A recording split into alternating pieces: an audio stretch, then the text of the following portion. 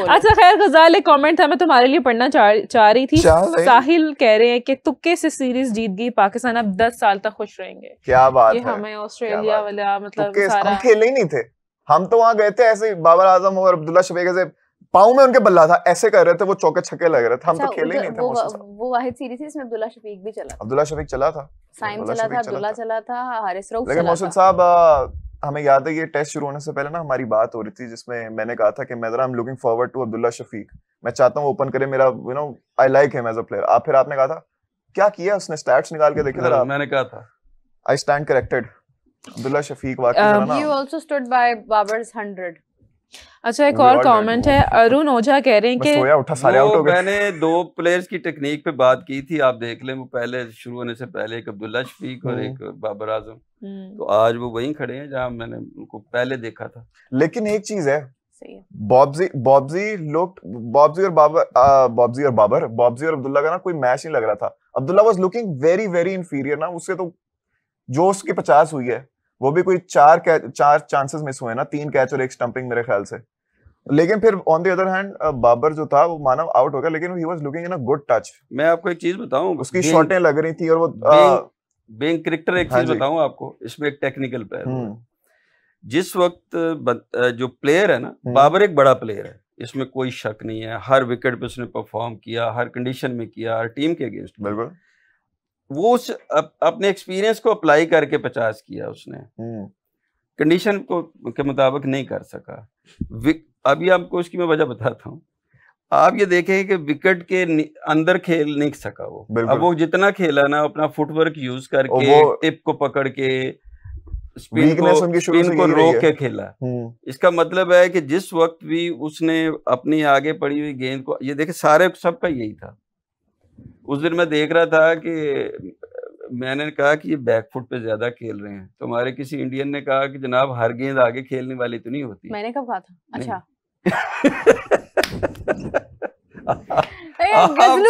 आपके किसी भाई बंद ने कह दिया कि तुम्हारी तो दाढ़ी भी नहीं है, तिनका किधर जाएगा। गजलू की एक्साइटमेंट में थोड़ा सा स्पाइस ऐड कर। तो देखे ना, आगे पड़ी हुई गेंद को आप सब ने पीछे खेला, या बोल्ड में या एलबीडब्ल्यू में।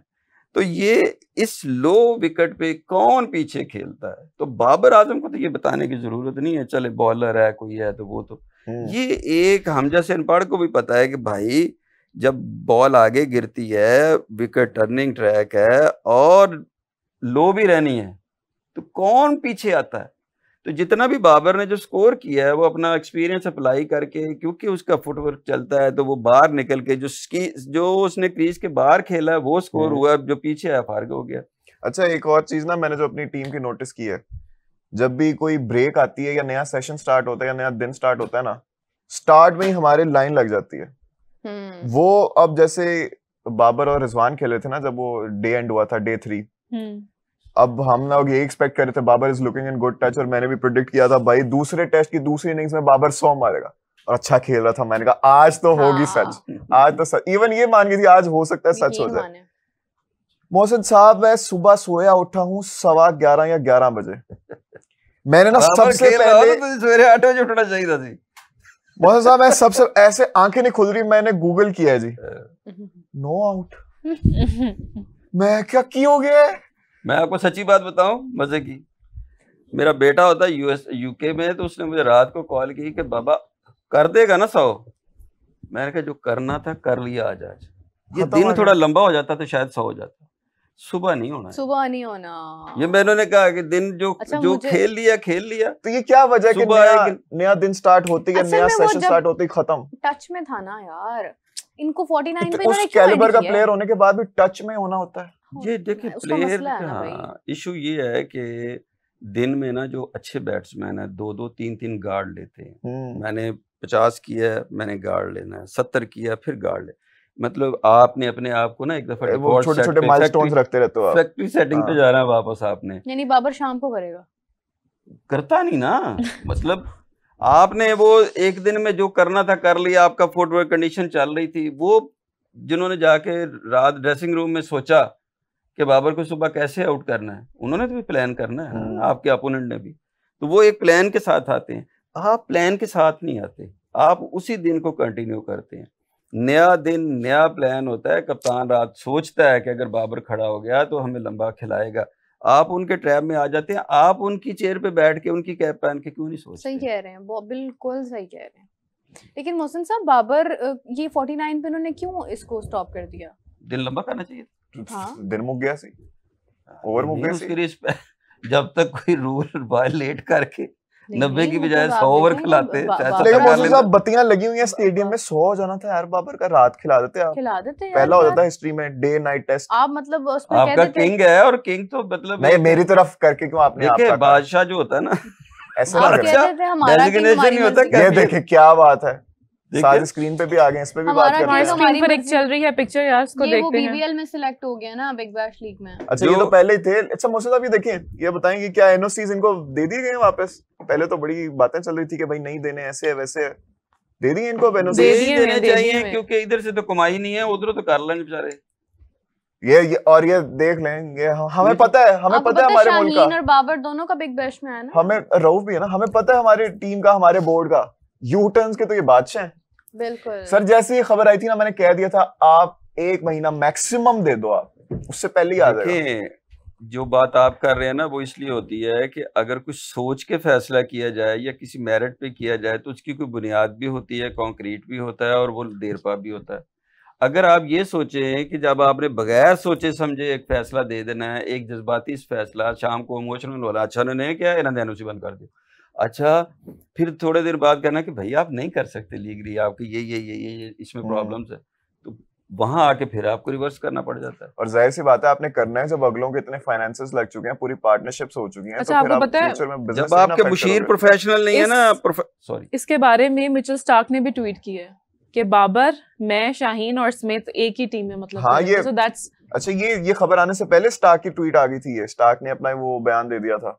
अच्छा मैं आपको बता दूं कि बाबर वहां स्कोर करेगा, स्कोर कर इंशाल्लाह, डेफिनेटली स्कोर इंशाल्लाह। कैसे विकेट्स फर्क है वहां पे, ऐसा क्या होगा? विकेट्स फर्क है, विकेट्स फर्क है, और यहाँ से अभी वहां साइम अयूब जैसा प्लेयर, बाबर आजम जैसा प्लेयर वहां स्कोर करेंगे, सारे चलेंगे मतलब वहां पर, और यहाँ से अच्छे टच में भी जा रहे हैं ना अब्दुल्ला की है। अच्छा वो तो ये चीजें जो है ना जी, आप जब बोर्ड से ये पूछते हैं ना, उनके बोर्ड के वो कहते हैं ना फैसले आपके बोल रहे होते हैं। अब फैसले ये हैं कि जी टेस्ट का जो कप्तान है उसका, और वो इंटरनेशनल अफेयर्स और क्रिकेट के वो भी तो डायरेक्टर भी तो बन गए हैं।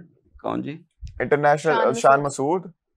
आओ अंदाजा करो, वो कैप्टनसी से जो हटाना की हो रहा है, वो हो रहा है कि उधर सेंट्रल कॉन्ट्रैक्ट्स भी उन्होंने डिसाइड करने ने, सेंट्रल कॉन्ट्रैक्ट उन्होंने पहले तो उन्होंने कहना कि मनु डीच को पाया, मनु तेज करो, शेड्यूलिंग उन्होंने देखनी है, इंटरनेशनल अफेयर्स उन्होंने देखने हैं। भाई कैप्टन क्यों करेगा ये? कैप्टन नहीं करेगा ना, इतिहास गवाह है, जब भी बोर्ड में किसी को नई नौकरी मिली है तो पुरानी वाली जाने वाली होती है। तो मैं तो ये देख रहा था ना कि मुझे लगा पहले, जैसे मैंने खबर देखी ना, मुझे लगा साथ उन्होंने या तो उन्होंने रिजाइन कर दिया होगा या कुछ और हुआ होगा, वो ऐसा कुछ भी नहीं है, डबल होता है। अच्छा मोहसिन साहब, रिजवान को क्यों नहीं मिला एनओसी? उसका नाम था ड्राफ्ट में, आप ये बता सकते हैं इसको कप्तानी से क्यों हटाया? वो इसलिए हटाया कि बस उनका कप्तानी उनकी मर्जी, अभी वही उनका वक्त, उनका एनओसी उनकी मर्जी। देखें ये मैं इसलिए कहा कि जो फैसला आप कर रहे हैं ना उसकी बेस नहीं है। एक आपने बताया था ना कि कप्तान की कैटेगरीज टेस्ट की और वनडे वाले की और T20 वाले की, और अच्छा जी आपने नवाज को क्यों रखा, आपने बाबर आजम को किस परफॉर्मेंस पे ले आए, आपने नसीम शाह ने कहाँ खेला, क्या ले आए। मैं ये नहीं कह रहा कि वो बुरे हैं, बिल्कुल नहीं कह रहा, और ये भी नहीं कह रहा कि लेके क्यों आए, मैं कह रहा हूँ बेस क्या है। हाँ, डिसीजन मेकिंग के पीछे जो कॉन्टेक्स्ट था वो क्या है, रीजन क्या है? अच्छा अगर आप बाबर आजम को किसी परफॉर्मेंस पे लेके आए हैं तो क्या उसके साथ 10 प्लेयर और नहीं होंगे जिनको आना चाहिए था? मेरिट तो एक ही चलेगा ना, कि अगर आप बाबर आजम को ला रहे हैं बिल्कुल लाएं, कौन मना कर रहा है, बिल्कुल लाएं आप, लेकिन क्या उन पर वो परफॉर्मेंस सिर्फ बाबर आजम की है?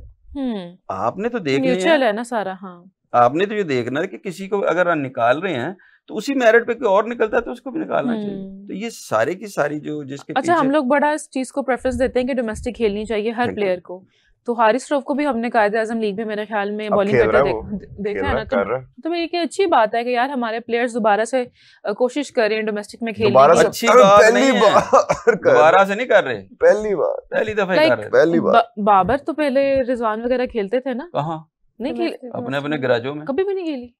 और स्टिक लेकिन आए तो वहाँ जिंदा इंसान से नहीं खेलते, वो आए तो एक प्रोसेस से ही है ना। वो उसमें खेलते हैं, उनके भाई जो व्लॉग्स बनाते हैं उसमें वो खेल रहे होते हैं वन टिप।